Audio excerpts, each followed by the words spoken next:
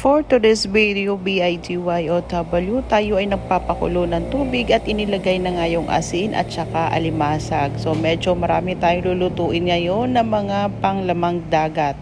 At syempre kapag luto na nga ito nga tahanguin na natin at ang akin namang isinunod ay yung hipon. Alam nyo na kung ano pong aking lulutuin at ito nga po ay ang aking iba't ibang klase ng laman dagat ang aking lulutuin na may kasama ng tahong. Ayan, syempre medyo pinapakuluan ko lang yan at pagluto inaalis ko na siya doon sa aking pinagpapakuluan. Kumbaga, inuna ko lang yung crab, sipon at saka tahong.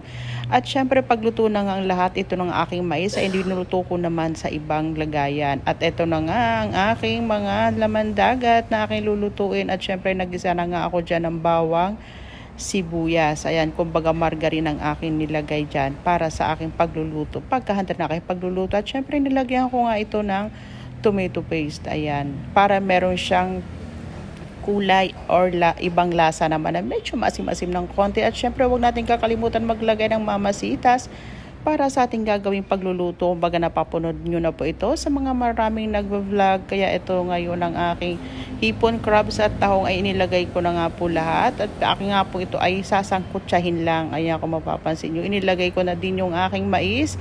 At syempre ang paborito ng bayan ang mais, hindi pwedeng mawala. Mga kagaya ko na gusto ko talagang mais nilalagay sa mga ganyang klaseng pagluluto.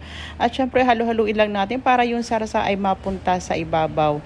Ang paborito ng aking pamilyang kainin dahil syempre lagi nga ito sa summer ang aming kinakain. At ayan na nga ang kuya ko, kakain na nga kami.